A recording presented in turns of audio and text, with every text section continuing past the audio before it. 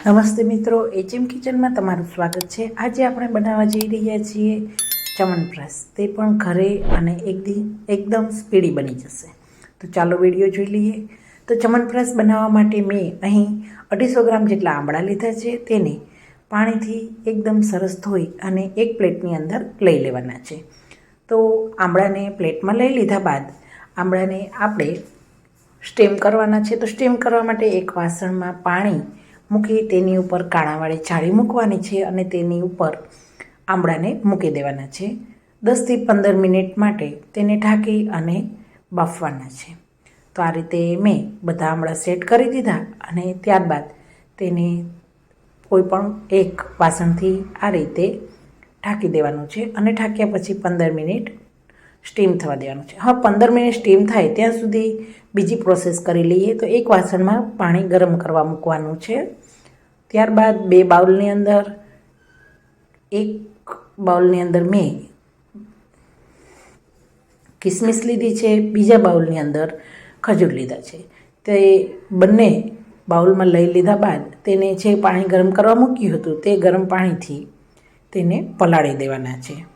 તો હવે આ ખજૂર અને કિસમિસ પલળે છે ત્યાં સુધી બીજી એક પ્રોસેસ કરીએ કે જેમાં મેં સૂકા મસાલા લીધા છે। જે આપણે બધા ખડા મસાલા છે, તમાલપત્ર લીધા છે। ત્યારબાદ તેમાં મેં તીખા, તજ, બાદિયા, એક એલચો, એલચી લઈ અને તેને પેનમાં થોડા શેકી લેવાના છે। 1 થી 2 મિનિટ શેકવાથી તેનો પાવડર એકદમ સરસ તૈયાર થશે। તો આ રીતે ખડા મસાલા લીધા અને તેને મેં શેકી લીધા છે। તો તે શેકાઈ ગયા ત્યાં સુધીમાં જોઈએ તો આંબળા એકદમ સરસ બફાઈ ગયા છે। હવે ખડા મસાલા ઠરે છે ત્યાં સુધી આંબળામાંથી બધા જ બીજને દૂર કરી લઈએ અને તેની પેશી અલગ કરી લઈએ। તો આ રીતે ધીમે ધીમે આંબળામાંથી તેના બીજને દૂર કરી અને આંબળાની પેશી તૈયાર કરી લેવાની છે। તો આ રીતે આંબળા બધા જ તૈયાર થઈ ગયા છે। તો હવે બધા મસાલા પણ ઠરી ગયા છે। તો તેને મિક્સર જારમાં લઈ અને ફાઇન પાવડર તૈયાર કરી અને તેને એક નાની વાટકીમાં લઈ લઈએ।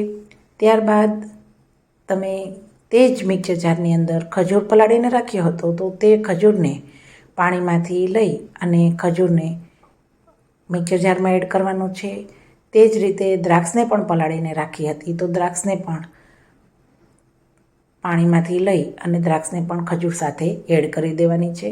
અહીં પાણીનો યુઝ નથી કરવાનો। જો તમને જરૂર લાગે તો પેસ્ટ બનાવવામાં તમે થોડું પાણી એડ કરી શકો છો। ખજૂરનું પલાળેલું પાણી રાખવાનું, જરૂર પડે ત્યારે પેસ્ટમાં 1 ચમચી એડ કરતું જવાનું। હવે જે ખજૂર અને દ્રાક્ષ લીધી છે તેની અંદર તુલસીના પાન એડ કરીએ। તો મેં તુલસીના પાન ધોઈ સાફ કરી અને લઈ લીધા છે। તેમજ તેની સાથે એક આદુનો ટુકડો લેવાનો છે અને 2 થી 3 ચમચી પાણી એડ કરવાનું છે। જે ખજૂર પલાળીને રાખ્યું હતું તે જ પાણી એડ કર્યું। હવે મિક્સર જારને ફેરવી અને જોઈએ તો થોડું હજી પાણીની જરૂર છે તો 1 ચમચી હજી એડ કરી અને ફાઇન પેસ્ટ તૈયાર કરી લઈએ। 1 થી 2 ચમચી મેં એડ કરી, તમારે જરૂરિયાત પ્રમાણે પાણી એડ કરી દેવાનું। ફરી મિક્સર જારને એકવાર ફેરવી લેશું, ત્યારબાદ જોશું તો ફાઇન એકદમ પેસ્ટ તૈયાર થઈ ગઈ છે। તો આ રીતની પેસ્ટ તૈયાર થાય તો તેને એક બાઉલમાં લઈ લેવાની છે। હવે આ પેસ્ટને બાઉલમાં લઈ લીધા બાદ એક બાજુ રાખીશું અને જે આંબળાને બાફી અને રાખ્યા છે તેને પણ આ જ જારની અંદર લઈ અને ફાઇન પેસ્ટ તૈયાર કરી લેવાની છે। આ પેસ્ટ તૈયાર થઈ ગઈ। હવે આંબળાને પણ મિક્સર જારમાં લઈને પેસ્ટ બનાવી લઈએ। તો થોડી હજી પેસ્ટ દરદરી છે તો તેમાં થોડું પાણી એડ કરી અને તેને પણ ફાઇન પેસ્ટ તૈયાર કરી લઈએ। તો આ રીતે આંબળાની પેસ્ટ તૈયાર થઈ ગઈ છે। હવે તમારે એક કડાઈ લેવાની છે. તો આ કડાઈમાં 2 થી 3 ચમચી ઘી એડ કરવાની છે.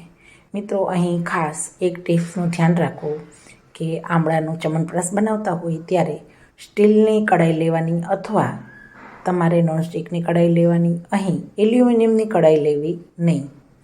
એલ્યુમિનિયમની કડાઈ લેવાથી આમળા એમાં આપણે ઉકાળીએ તો તે આપણી હેલ્થ માટે ઘણું નુકસાનકારક છે. માટે સ્ટીલની કડાઈ લેવી અથવા નોનસ્ટિક કડાઈ લઈ લેવી. ઘીની અંદર બધી જ આમળાની પેસ્ટ એડ કરી દીધા બાદ તેને ચમચાથી એકદમ થોડી સરખી કરી અને ચમચાથી તેને ચલાવી લેશું. જેટલી આમળાની પેસ્ટ છે તેટલા જ પ્રમાણમાં તમારે ગોળનો પાવડર અથવા સમારીને ગોળ લઈ લેવાનો છે. હવે બધા જ મિશ્રણને સરસ ચલાવતા જવાનું, જેથી ગોળ અંદર પૂરેપૂરો ઓગળી જાય. તમને એવું લાગે કે ગોળ ઓગળી ગયો છે ત્યાં સુધી તમારે ચલાવી લેવાનું અને ગોળ પૂરેપૂરો ઓગળી જાય ત્યારબાદ આપણે જે બીજી પેસ્ટ તૈયાર કરીને રાખી હતી તે એડ કરવાની છે. તો ચમચાની મદદથી આ રીતે પ્રેસ કરતું જવાનું અને ગોળને ઓગાળતું જવાનું.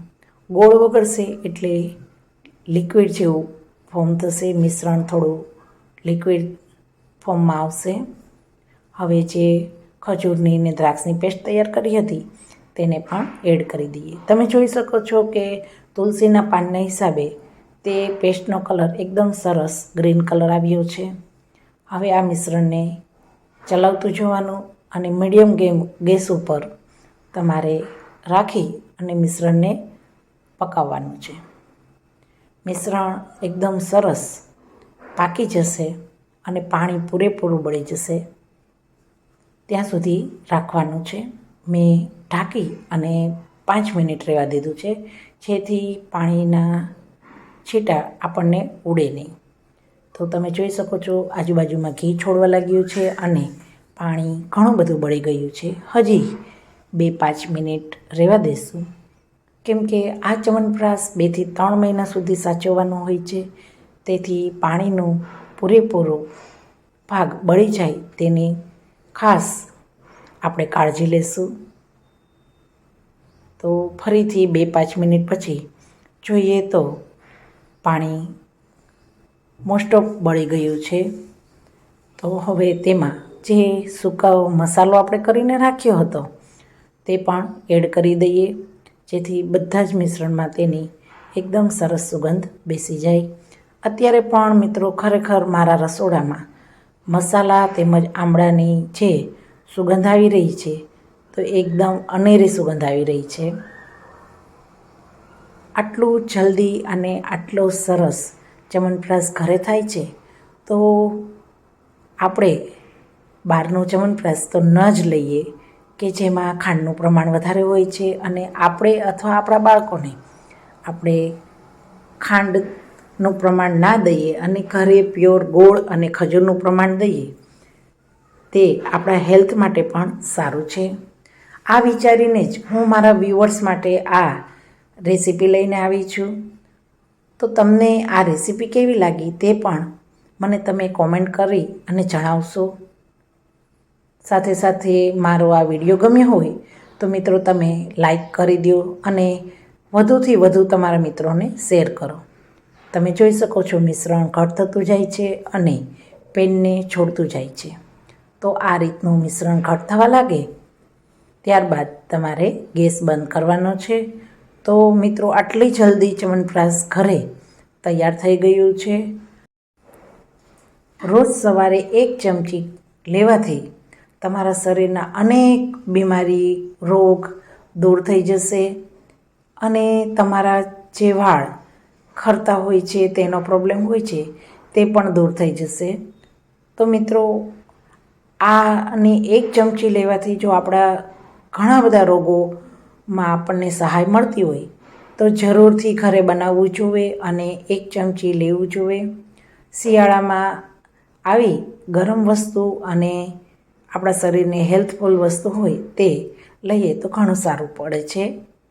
તો આ ચ્યવનપ્રાશ થઈ ગયું છે, તેને હવે ઠરવા મૂકીએ અને ઠરીને પણ તમને બતાવું તો આ રીતનું ચ્યવનપ્રાશ તૈયાર થયું છે. હવે તેને એકદમ સરસ સૂક્યા જારમાં ભરી લઈએ.